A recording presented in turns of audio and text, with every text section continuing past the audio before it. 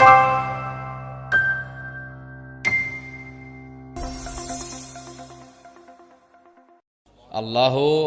ولی الذین آمنوا، جو ایمان لا چکے ہیں اللہ ان کا سرپرست ہے۔ یعنی اگر اللہ کی ولایت اور اس کے رسول کی ولایت اور علی مرتضیٰ کی ولایت کے دائرے میں آنا چاہتے ہو تو ایمان کے منزل پہ آنا ہوگا۔ رسول، علی اور اللہ، یہ مثلث ہے ولایت کا، اہل بیت، رسول اور اللہ کی ولایت۔ اللہ ولی الذین آمنوا۔ اب اگر صرف اس آیت کو لیا جائے کہ اللہ ولی ہے اور قرآن کی دوسری آیات سے اس آیت کی تشریح نہ کی جائے تو کچھ لوگ گمراہ ہو جاتے ہیں۔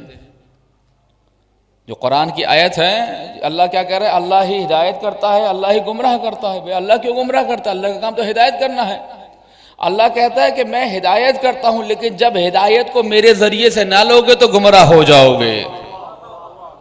اب آیت کو لیجیے، اللہ ولی الذین آمنوا، اللہ تعالیٰ نے کہا ہے، کیا کہا ہے؟ اللہ ولی ہے۔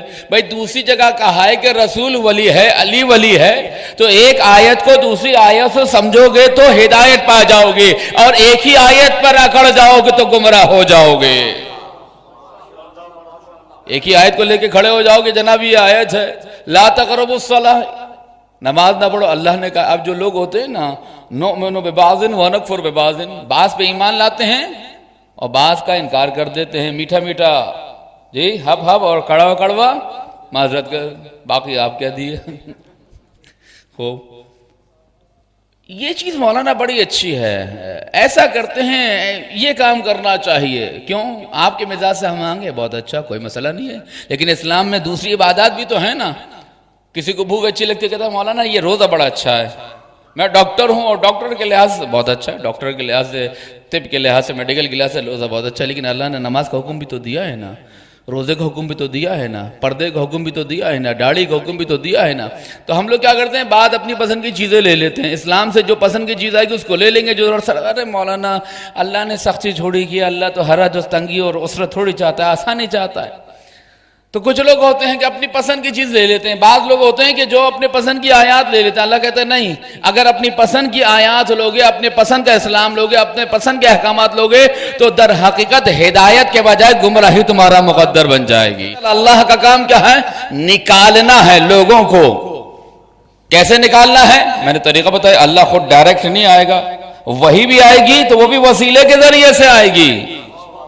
ملک الموت اللہ کا در حقیقت نوکر ہے، اللہ کا خادم ہے، اللہ کا مطیع ہے، اللہ کا فرمانبردار ہے۔ اللہ چاہے کہ ہماری روح کو قبض نہیں کر سکتا؟